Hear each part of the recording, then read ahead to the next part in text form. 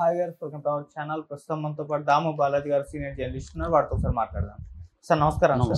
Sir మొన్న పెహల్గాంలో దాడి చేసిన ఉగ్రవాదుల్లో 4 ఉగ్రవాదుల్ని పట్టుకున్నారు అని చెప్పేసి వార్తలు వస్తున్నాయి. తొందరలో వాళ్ళని మీడియా ముందు కూడా ప్రవేశపెట్టే ఛాన్సెస్ ఉన్నాయని కూడా అంటున్నారు. మరి ఎవరై ఈ 4 ఉగ్రవాదులు, వీళ్ళని ఎలా పట్టుకున్నారు, ఎప్పుడు పట్టుకున్నారు, మరి ఎప్పుడు మీడియా ముందుకు తీసుకొచ్చే ఛాన్సెస్ ఉన్నాయి? ఇప్పుడు ఒక వార్త మార్నింగ్ నుంచి వైరల్ అవుతుంది. అదేంటంటే పహల్గాం దాడిలో పాల్గొన్న 4 ఉగ్రవాదులు, ఆ 4 ఉగ్రవాదుల్ని ఐడెంటిఫై చేశారు, ట్రేస్ చేశారు, పట్టుకున్నారు అనేది చెప్తున్నారు. అయితే ఎవరు ఆ 4 ఉగ్రవాదులు? వాళ్ళలో 2 పాకిస్తానీలు, 2 కాశ్మీరీలు ఉన్నారు. ఆ 4 ఎవరు, వాళ్ళ బ్యాక్గ్రౌండ్ ఏంటి, వాళ్ళని ఎలా మన సైన్యం పట్టుకునింది, ఎప్పుడు ప్రవేశపెట్టబోతుంది, ఈ విషయాలు మనం పరిశీలిద్దాం.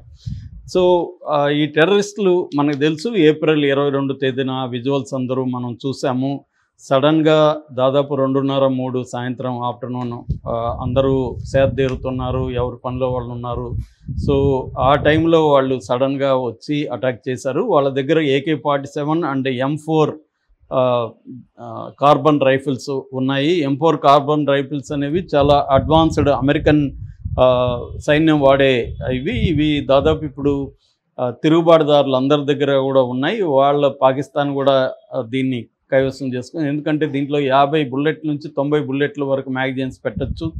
ఇది నైట్ విజన్లు కూడా దీనికి అమర్చుకోవచ్చు. దీంట్లో రాకెట్ లాంచర్గా కూడా వాడుకోవచ్చు. చాలా అడ్వాన్స్డ్ వెపన్.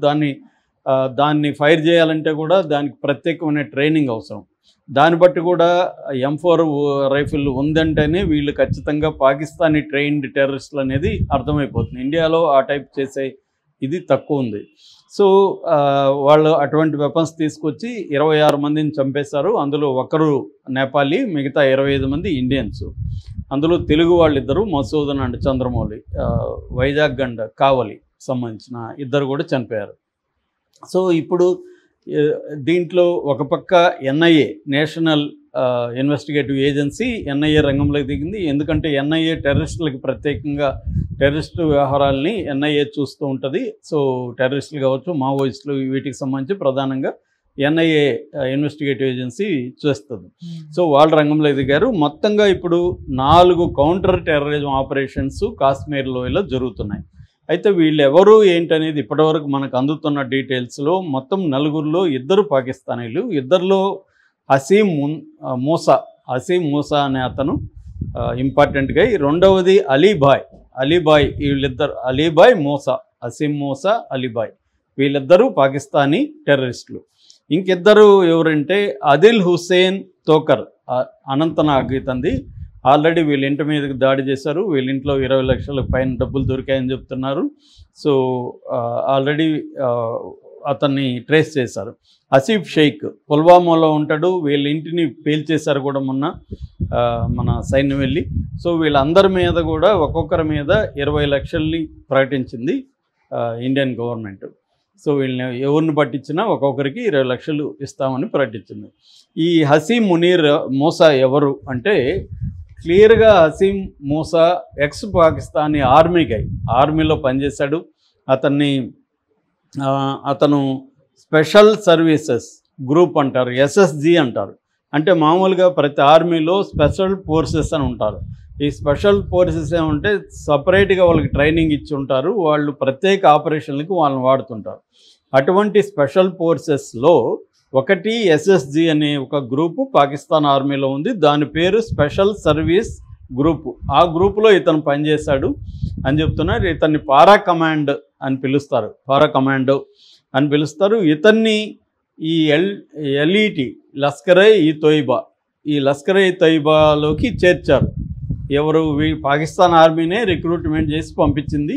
అక్కడ ఇతను దాదాపు 2 ఏళ్ల పాటు కఠోరమైన ట్రైనింగ్ అయ్యాడు. కఠోరమైందంటే హై ఎండ్యూరెన్స్ అంటాం.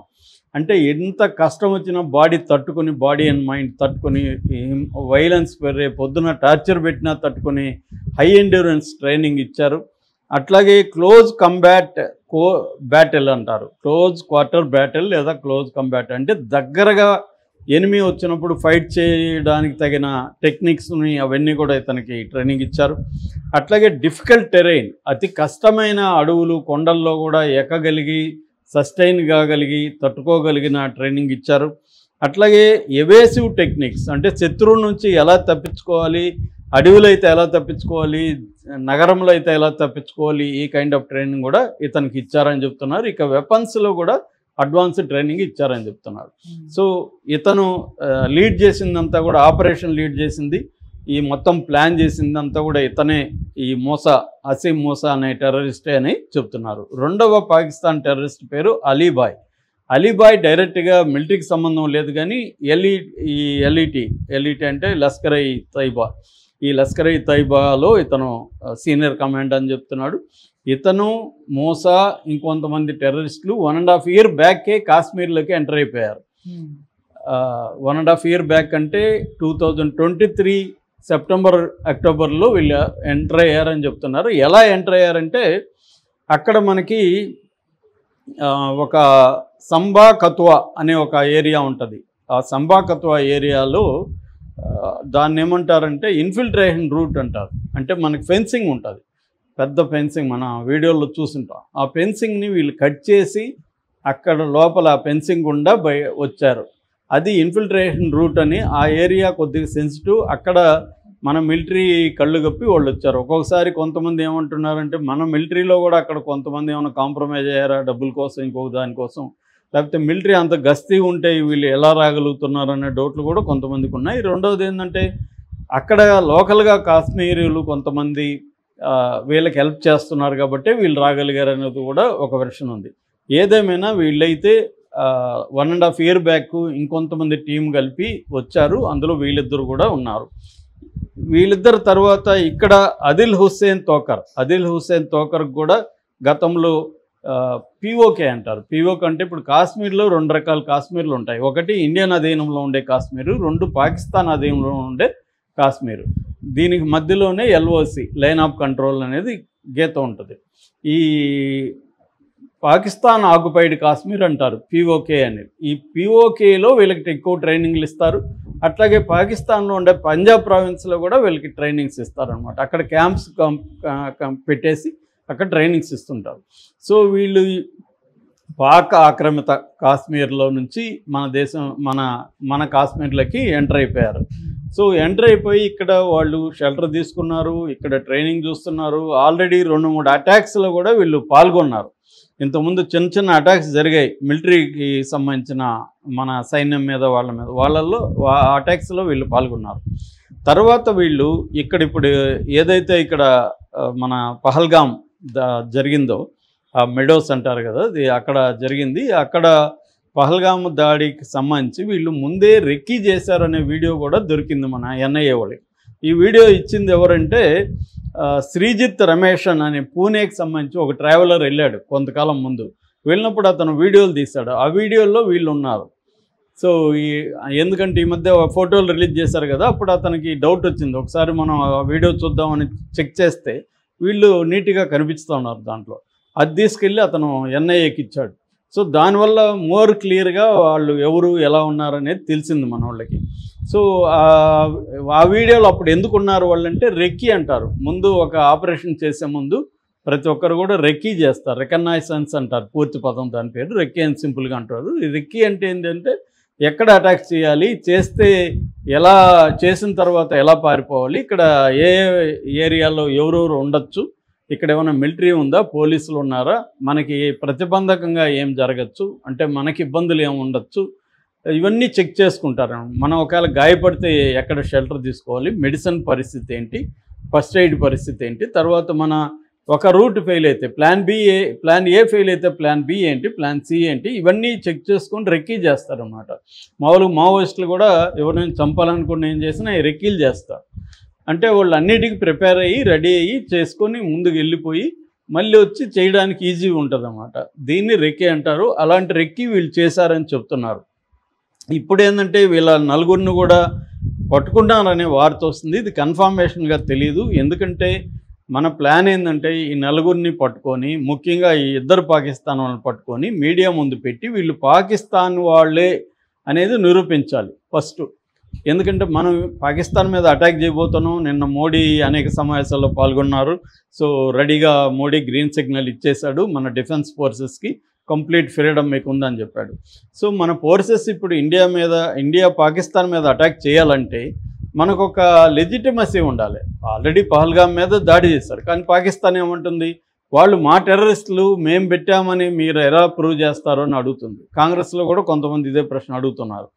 సో మన దేశంలో కూడా అనేక మంది అడుగుతున్నారు, సరే వాళ్ళు టెర్రరిస్టులు అనొచ్చు, కానీ వాళ్ళు పాకిస్తాన్ పంపించిందని మీ దగ్గర ఆధారాలు ఏమున్నాయని. అందుకని ఇప్పుడు వీళ్ళని కానీ ముందుగా మీడియా ముందు ప్రవేశపెట్టి, ఇదిగో పాకిస్తాన్ నుంచి వచ్చాడు, ఇతను ఆర్మీలో పనిచేశాడు మోసా, ఇవన్నీ కానీ నిరూపితం చేయగలిగితే ఇంటర్నేషనల్ మీడియా అటెన్షన్ ఒకసారిగా వస్తుంది. రెండోది మనకు ఒక లెజిటిమసీ ఉంటుంది, అప్పుడు మనం పాకిస్తాన్ మీద దాడి చేయడానికి కూడా ఒక వీలవుతుంది. అందుకనే వీళ్ళని ఆల్రెడీ పట్టుకున్నారు కాబట్టి నిన్న సమావేశాలు ఇవన్నీ జరిగాయనే ఒక వార్త వస్తుంది. ఎందుకంటే టైమింగ్ చూసి మనం ఎప్పుడు కొట్టాలా ఏంటనే టైమింగ్ ప్లాన్ చేసుకొని అప్పుడు వీళ్ళని మీడియా ముందు ప్రవేశపెట్టి, ఇదిగో వీళ్ళు పాకిస్తాన్ వాళ్ళు, వీళ్ళిద్దరూ పాకిస్తాన్ నుంచి వచ్చారు, వీళ్ళతో పాటు ఇంతమంది పాకిస్తాన్ నుంచి టెర్రరిస్టులు వచ్చారు, ఇతను మూసా అనేవాడు గతంలో ఆర్మీ దీంట్లో పనిచేశాడు, పారా కమాండర్గా పనిచేశాడు, ఇవన్నీ ఎస్టాబ్లిష్ చేసి తర్వాత మనం అటాక్ చేయాలనేది మన ప్లాన్ అని చెప్తున్నారు. సో వీళ్ళని పట్టుకోవడం కూడా ఏంటంటే, ఆల్రెడీ వీళ్ళు డచ్గమ్ అనే ఒక ఫారెస్ట్ ఉంది శ్రీనగర్ దగ్గర, ఈ డచ్గమ్ ఫారెస్ట్లో దాక్కున్నారని చెప్తున్నారు. ముందే షెల్టర్లు అక్కడ ప్లాన్ చేసుకున్నారు, మనం ఎక్కడ అటాక్ చేసినా అక్కడ షెల్టర్లు, బంకర్స్ అవన్నీ ప్లాన్ చేసుకున్నారు. సో ఈ బంకర్స్ని ప్లాన్ చేసుకొని అక్కడ ఉన్నారట్టుగా చెప్తున్నారు. సో దీంతో దాదాపు 1500 మంది అనుమానితులైన టెర్రరిస్టులకి హెల్ప్ చేసే వాళ్ళని కాశ్మీర్లో సైన్యం పట్టుకునింది. ఇదంతా కూడా బయటికి చెప్తుంది. నాకు తెలిసి కొన్ని వేల మందిని ఆల్రెడీ అదుపులోకి తీసుకొని ఉంటారు, కొన్ని వేల మందిని ప్రశ్నించుంటారు, వీళ్ళకి ఫుడ్, షెల్టర్ ఇవన్నీ ప్రొవైడ్ చేస్తుంటారు కదా. సో ప్రొవైడ్ చేయకుండా ఉండరు. వీళ్ళు 4 వచ్చారంటే అడవిలో ఆల్రెడీ ఉనుంటారు వీళ్ళ కోసం. మామూలుగా ఏంటంటే ఒక అటాక్ ప్లానింగ్ అంటే అసాల్ట్ టీమ్, డిఫెన్స్ టీమ్ అని 2 ఉంటాయి. సో అసాల్ట్ టీమ్ అటాక్ వచ్చినప్పుడు వీళ్ళకి డిఫెన్స్ టీం ఉంటుంది. ఆ డిఫెన్స్ టీం దగ్గర మందులు ఉంటాయి, ఫుడ్ ఐటమ్స్ ఉంటాయి, బిస్కెట్స్, నిమ్మకాయలు ఇలాంటివి ఉంటాయి, వాళ్ళకి ఏమైనా గాయాలైనా ఇవన్నీ చూడడానికి. సో అలాంటి అంటే ప్రజల సపోర్ట్ లేకుండా అటాక్స్ జరగవు.